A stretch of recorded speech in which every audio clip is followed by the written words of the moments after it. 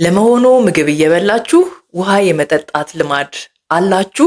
ዛሬ በጤናውና በምግብ ዓለም ውስጥ ትልቅ መነጋገሪያ በሆነው በዚህ ጉዳይ ላይ እንወያያለን። ብዙዎቻችን በምትመገቡበት ሰዓት ውሃ አትጠጡ፣ ከምግብ በኋላ ደግሞ ቢያንስ ለ30 ደቂቃ ቆዩ የሚሉ ጥብቅ ሕጎችን ሰምተናል፣ እኛም መክረናል። ለመሆኑ ይህ እውነት ነው ወይስ እንዲሁ በልማድ የመጣ ነው? ሳይንሱ ምን ይላል? ሰላም ጤና ይስጥልን። እመቤት ነዳ እባላለሁ፣ የሥነ ምግብ ባለሙያ ነኝ። በዛሬው ቪዲዮአችን በምግብ ሰዓትም ሆነ ከምግብ በኋላ ውሃ መጠጣት በሰውነታችን ላይ የሚያመጣውን ትክክለኛ ሳይንሳዊ እውነታ እንመለከታለን። ዛሬ በጉንፋን ምክንያት ትንሽ የድምፅ ጥራት ችግር አለ፣ ይቅርታ ጠይቃለሁ። እስከ መጨረሻው አብራችሁኝ ቆዩ፣ ምክንያቱም መጨረሻ ላይ የምግብ መፈጨት ስርዓታችንን ለማገዝ ልናደርጋቸው የሚገቡ 5 ወሳኝ ምክሮችን አካፍላችኋለሁ። በክፍል 1 ለመሆኑ ውሃ የሆድ አሲድ ያቀጥናል ወይንም ዳይሉት ያደርጋል የሚለው ሐሳብ ከየት መጣ? ብዙ ሰዎች ሆዳችንን ልክ እንደ አንድ አነስተኛ የአሲድ ዕቃ አድርገው ያስባሉ። ውሃ ስንጨምርበት አሲዱ የሚቀጥንና ስራውን የሚያቆም ይመስላቸዋል። እውነታው ይህ አይደለም። የሰውነታችን የምግብ መፈጨት ስርዓት ተለዋዋጭ ወይንም አዳፕቲቭ ነው።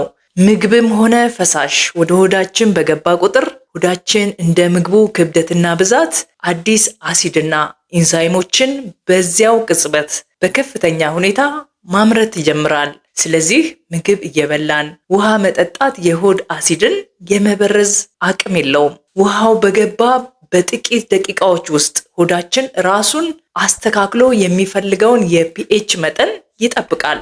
የሰው ልጅ በዚህ ቀላል ነገር የምግብ መፈጨቱ የሚበላሽ ቢሆን ኖሮ እስከ ዛሬ መኖር አንችልም ነበር። በክፍል 2 ቀዝቃዛ ውሃ መጠጣት የምግብ መፈጨትን ይከለክላል የሚለውን ጥያቄ እንመለከታለን። ሌላው ደግሞ ቀዝቃዛ ውሃ መጠጣት የምግብ መፈጨትን ሙሉ ለሙሉ ያቆማል፣ በሆድ ውስጥ የደም ዝውውር ይቀንሳል የሚለውን አባባል እንመለከታለን። አዎ፣ በጣም ቀዝቃዛ ነገር ስንጠጣ በዚያው ቅጽበት በሆዳችን አካባቢ መጠነኛ የፊዚዮሎጂ ለውጥ ሊኖር ይችላል። ነገር ግን ይህ ለውጥ በጣም ለአጭር ጊዜ የሚቆይ ነው። ምክንያቱም ሰውነታችን ወደ ውስጥ የገባውን ማንኛውም ቀዝቃዛ ፈሳሽ በጥቂት ደቂቃዎች ውስጥ አሙቆ ከራሱ የሰውነት ሙቀት ጋር እኩል ያደርገዋል። ስለዚህ ቀዝቃዛ ውሃ ጠጣችሁ ወይም ሞቅ ያለ ውሃ በምግብ መፈጨት ሂደት ላይ የሚያመጣው ዘላቂ እክል የለም። ዋናው ነገር ለእናንተ ምቾት የሚሰጣችሁን መምረጥ ነው። በክፍል 3 በምግብ ሰዓት ውሃ መጠጣት ያለው ጥቅም እንመለከታለን። ሳይንሱ ውሃ መጠጣትን አይከለክልም ብቻ ሳይሆን እንዲያውም በርካታ ጥቅሞች እንዳሉት ያረጋግጣል። እስቲ ጥቅሞቹን አንድ በአንድ እንመልከት። አንደኛው ውሃ ምግብን ያለሰልሳል። ውሃ ምግብን በማሟሟትና አወቃቀሩን በማለስለስ በቀላሉ ወደ አንጀት እንዲተላለፍ ያደርጋል።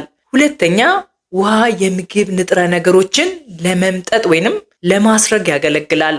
ሰውነታችን ከምንበላው ምግብ ውስጥ ቫይታሚንና ሚኔራሎችን በቀላሉ መምጠጥ እንዲችል ውሃ እንደ አጓጓዥ ሆኖ ያገለግላል። ሶስተኛው ውሃ የሆድ ድርቀትን ወይንም ኮንስቲፔሽንን ይከላከላል። በቂ ውሃ መውሰድ ሰገራ እንዲለሰልስ ስለሚያደርግ የሆድ ድርቀትን ያስወግዳል። አራተኛው ውሃ ለክብደት ቁጥጥር ይረዳል። ክብደት መቀነስ ለምትፈልጉ ሰዎች ከምግብ በፊት ወይም በምግብ ሰዓት 1 ብርጭቆ ውሃ መጠጣት የሆድ ክፍተትን ስለሚሞላ ብዙ ካሎሪ ሳትወስዱ ወዲያው የጥጋብ ስሜት እንዲሰማችሁ ያደርጋል። በክፍል 4 የምንመለከተው ልዩ ጥንቃቄ የሚያስፈልጋቸው ሰዎች። ውሃ መጠጣት በጣም ጠቃሚ ቢሆንም የተወሰኑ የጤና እክሎች ያለባቸው ሰዎች በምግብ ሰዓትም ሆነ በጥቅሉ የምትጠጡትን የውሃ መጠን መገደብ ሊያስፈልጋችሁ ይችላል። ልዩ ትኩረት የሚሹ የጤና ሁኔታዎች እንደ የልብ ህመም፣ የኩላሊት ህመም እንዲሁም የጉበት ህመም ያለባችሁ ሰዎች እነዚህ የጤና ችግሮች ካሉባችሁ ሰውነታችሁ ፈሳሽን በአግባቡ ማስወገድ ስለሚቸግረው የምትጠጡትን የውሃ መጠን በተመለከተ የግድ የሐኪማችሁን መመሪያ ወይም ምክር መከተል አለባችሁ። በተጨማሪም ክብደት ለመጨመር እየሞከራችሁ ከሆነ በምግብ ሰዓት ውሃ ብዙ አትጠጡ። ምክንያቱም ውሃው ያለምንም ካሎሪ ሆዳችሁን ስለሚሞላው በቂ ምግብ እንዳትበሉ ሊያደርጋችሁ ይችላል። እንግዲህ ስለ ውሃ ያለው ሳይንሳዊ እውነታ በደንብ ካየን የምግብ መፈጨት ስርዓታችን በከፍተኛ ብቃት እንዲሰራና ያንን የሆድ መንፋት፣ ቁርጠት ወይም መብላት አለመቻል ለማስወገድ ልናደርጋቸው የሚገቡ 5 እውነተኛ ሳይንሳዊና ወሳኝ ምክሮችን ልንገራችሁ። የመጀመሪያውና ትልቁ ህግ ምግብን በቀስታ አጣጥሞ መብላት ነው። ብዙዎቻችን በስራ መጣደፍ ወይም በረሃብ ምክንያት ምግብን ሳናኝከው እንውጣለን። ነገር ግን የምግብ መፈጨት ስራ የሚጀምረው ጨጓራችን ውስጥ ሳይሆን አፋችን ውስጥ ነው። ምግብን በምናኝክበት ጊዜ በምራቃችን ውስጥ ያሉ የምግብ መፈጨት ኢንዛይሞች ስራቸውን ቀድመው እዚያው አፋችን ውስጥ ይጀምራሉ። ምግብን ፈጭተንና አላልተን ወደ ሆዳችን ስንልከው ጨጓራችን ከመጠን በላይ ከመጨነቅና ከመታገል ይድናል። ስለዚህ አትቸኩሉ፣ ምግብን በደንብ አኝካችሁ ተመገቡ። ሁለተኛው ምክር በፋይበር የበለጸጉ ምግቦችን ማዘውተር ነው። ፋይበር ማለት ለአንጀታችን መጥረጊያና ማጽጃ ማለት ነው።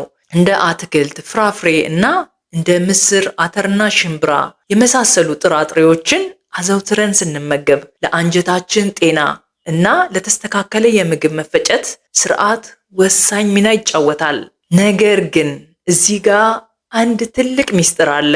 በፋይበር የበለጸጉ ምግቦችን በብዛት እየበላችሁ በቂ ውሃ ካልጠጣችሁ ነገሩ ተገላቢጦሽ ሆኖ የሆድ ድርቀት ሊያመጣባችሁ ይችላል። ስለዚህ የፋይበር ምግቦችን ስትመገቡ ውሃ በደንብ መጠጣት እንዳትረሱ።